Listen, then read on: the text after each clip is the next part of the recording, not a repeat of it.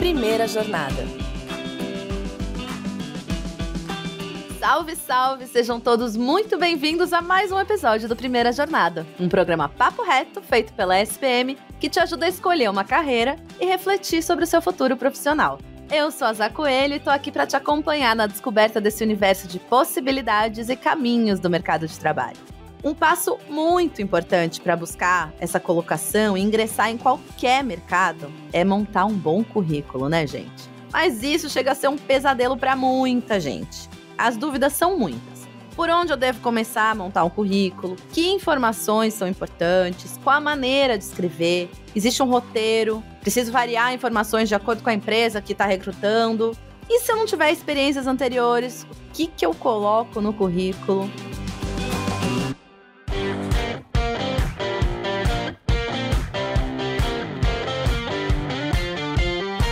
Muita calma nessa hora, pois no episódio de hoje a gente vai tirar todas as suas dúvidas sobre currículo.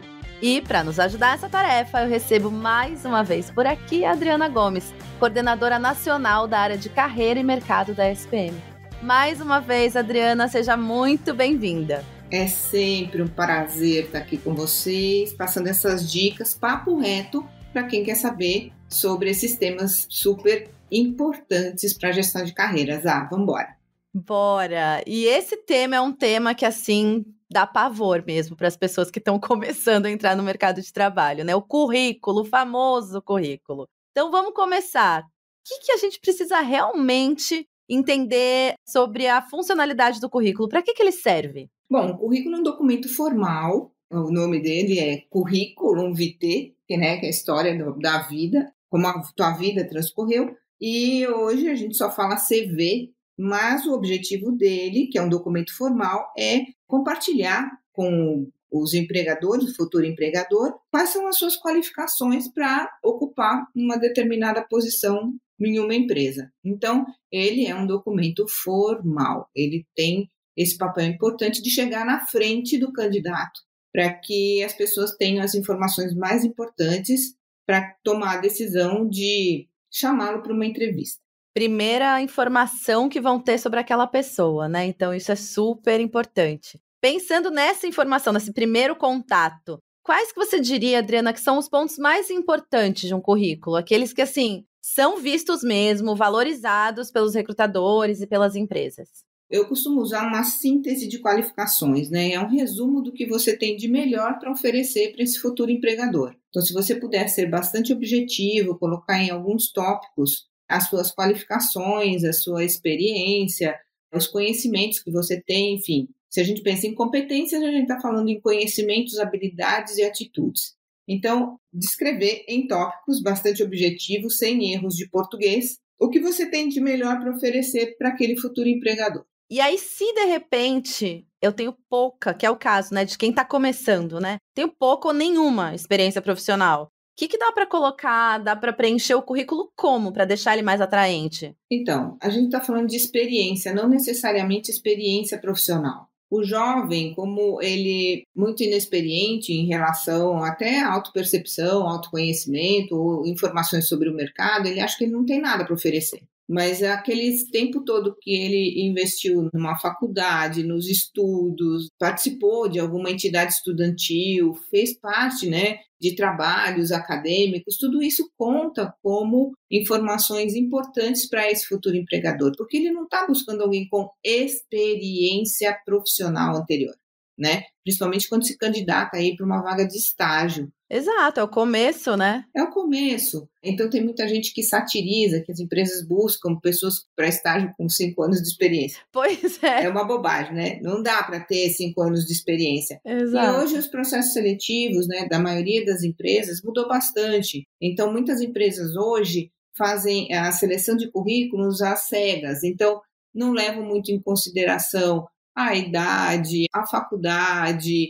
É uma forma de inclusão, né? Então, o que é importante mesmo são as qualificações. Então, se ele participou como orador de feiras, participou de trabalhos em entidades estudantis, fez trabalhos voluntários, coordenou eventos na escola, enfim, todas essas experiências são passíveis de serem compartilhadas num currículo, demonstrando que ela tem iniciativa, que ela tem proatividade, que ela já coordenou situações com equipes, enfim, são experiências interessantes. Se foi orador, por exemplo, né? Então, todas essas experiências são importantes, elas não são experiências profissionais remuneradas, que acho que é um ponto já que as pessoas se confundem muito. Eu não tenho experiência. A experiência na cabeça deles nunca foi remunerada.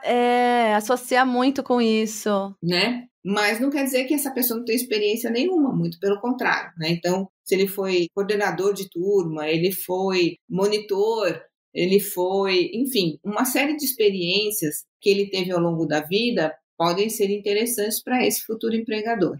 Ou disciplinas, ele tem conhecimento, por exemplo, de tais e quais disciplinas que ele cursou. Isso é um conhecimento, né, que ele pode compartilhar também com esse futuro empregador. Então é muito legal pensar nessa experiência, né, como experiência de vida mesmo, né, na proatividade daquele candidato e como ele se movimentou ao longo desse período aí anterior a iniciar essa coisa no mercado de trabalho. Acho muito legal isso ser pontuado, porque realmente as pessoas associam com experiência profissional remunerada. E não precisa ser, né? Tem muita coisa aí dentro. Tem. Trabalhos voluntários, por exemplo, é muito legal. Então, às vezes a pessoa coordenou eventos de finais de semana, ela trabalhou para angariar fundos para um projeto, N coisas que são muito legais e que demonstra conhecimento, proatividade, iniciativa, habilidade de lidar com pessoas. Então, existem uma miríade enorme de possibilidades de comportamentos, né, que as empresas estão buscando hoje, quando a gente fala de soft skills, que estão inseridas dentro desse contexto e que são muito valorizadas e que muitas vezes, para quem está fazendo o primeiro currículo ou os primeiros currículos, isso não é levado em consideração e as pessoas entram em pânico. Exatamente, dá uma sensação de vazio, né? O que eu tenho para colocar aqui? Mas tem essas tão faladas soft skills que a gente tem que sempre lembrar que são muito consideradas, né? Mas aí, pensando um pouquinho, Adriana, nessa questão de repente, preencher esse currículo com aspectos diversos, né? Tem alguns candidatos que colocam até aspectos pessoais. Eu não gosto, né? Eu particularmente, fazendo isso já há mais de 30 anos, autopromoção, né? Então, sou uma pessoa extremamente comunicativa, todos os superlativos são inadequados para um currículo, sabe? Porque soa como autopromoção. Na medida em que ele expressa as experiências que ele teve, quem está lendo e tem experiência na análise de currículo já vai perceber, por exemplo, que se é uma pessoa que teve experiência... Eu tive uma cliente há alguns anos atrás que ela falou assim, olha, eu era responsável por organizar todas as viagens com a turma. Então, eu fazia todas as reservas, reservava ônibus, reservava hotel. É uma experiência enorme. Né? Percebe-se já pela atitude de fazer essa organização que é uma pessoa que tem facilidade de comunicação, que ela é bem articulada, que ela tem experiência em organização, né? Que ela é bem organizada. Então, são essas experiências que a pessoa pode traduzir, ou ela não precisa colocar item por item, mas na medida em que ela consegue dizer que ela era responsável pela organização de festas e eventos com a turma, com mais de 60, 80 pessoas, né? Já dá uma ideia para quem está lendo de muitas das competências que ela acumulou nesse tempo. E não é uma atividade remunerada, por exemplo. Exatamente.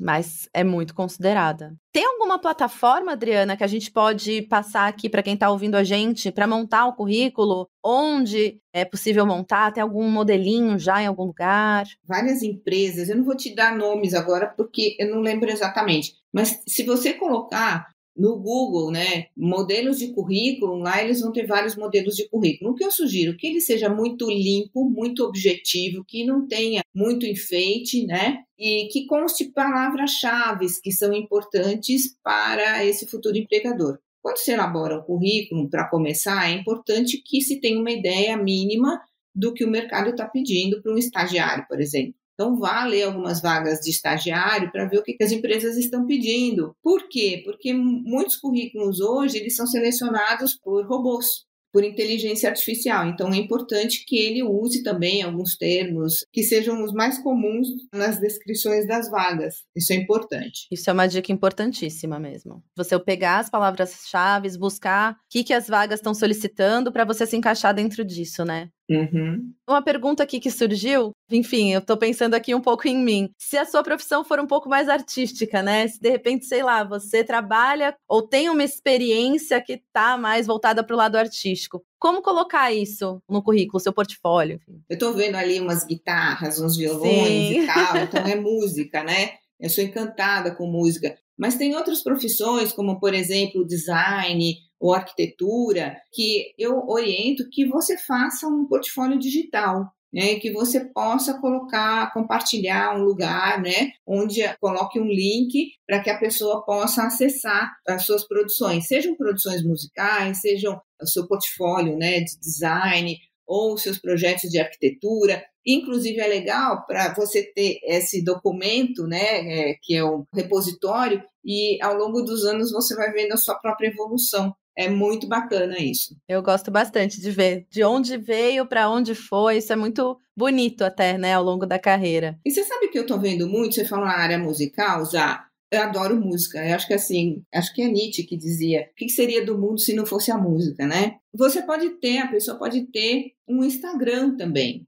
Não só um Sim. lugar onde a pessoa possa escutar, né? Mas ter também você gravando, fazendo. E eu acompanho jovens brilhantes aí da música que falam assim: agora eu vou fazer uma mixagem e tal, e aí montam, né? Fazem a sua apresentação através do Instagram. Eu achei muito bacana. Então, o Instagram também é um lugar a ser olhado, né, para esses recrutadores. Também. Na hora de selecionar, os entrevistadores, eles vão olhar redes sociais, sim. Principalmente se você ficou entre os finalistas, né? Ele não vai olhar de todos, obviamente, né? Mas dos finalistas, assim, eles vão dar uma checadinha em rede social também. A gente tem o gancho aqui com essa pergunta que vem falando do LinkedIn, né? Que é a rede social profissional. É realmente importante, então, estar por ali? Tem alguma recomendação que você daria para esse jovem? Algum ponto importante? O que não pode faltar? O que ele deve evitar nesse ambiente? Enfim, porque essa é a rede profissional, além das outras, né? A proposta das redes são diferentes. Então, o conteúdo que você coloca no Instagram não é o mesmo que você vai colocar no LinkedIn. O que conta bastante nessas plataformas, e o brasileiro é um dos maiores usuários do LinkedIn no mundo. Tem uns números altíssimos aqui de usuários brasileiros. Mas no LinkedIn, o que é importante ele colocar? O que é importante ter? Presença e relevância. Acho que são 2 pontos importantes. E no LinkedIn, o que conta, por ser uma rede de relacionamento, isso eu ouvi diretamente dos nossos parceiros do LinkedIn, é que você precisa ter presença, relevância e relacionamento. Então, você precisa se relacionar e engajar. Então, responder, participar, escrever textos, comentar postagens das pessoas da sua rede, e isso conta muito ponto para os algoritmos do LinkedIn, para aumentar o teu grau de visibilidade. Eles não são bobos nem nada, né? Não, de maneira nenhuma. Mas então é legal, então, tá sempre ativo por ali, engajando, postando as suas coisas. É uma rede realmente importante. Eu acho que é assim, é você entender em que lugar você está, sabe? Que praça que eu tô. Se eu tô na praça do LinkedIn, a atitude é uma, se eu tô na praça do Instagram, a atitude é outra, e entender como é que é a comunicação em cada um dos canais.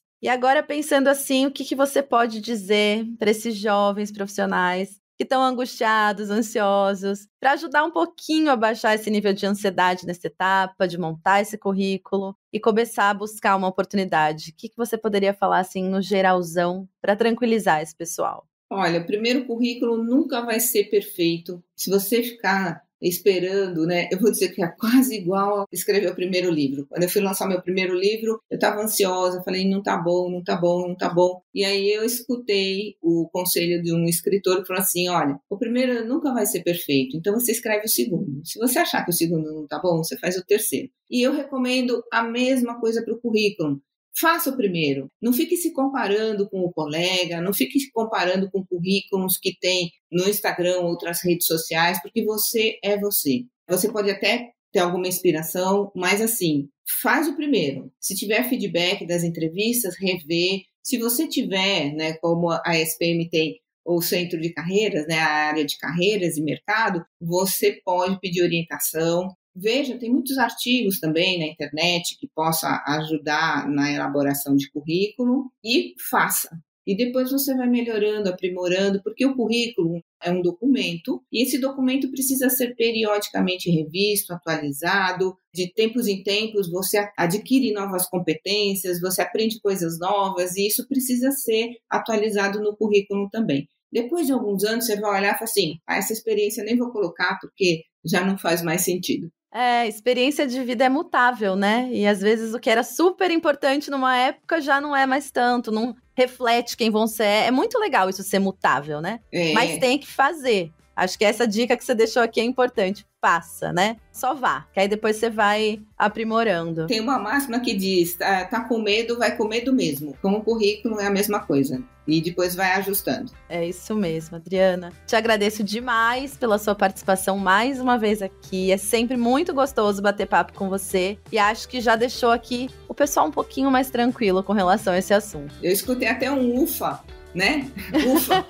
Ai, é isso que mesmo. Bom. Ai, que bom. Eu senti também, eu ouvi daqui. Obrigada, Adriana. Obrigada, Zá. Um beijo pra você.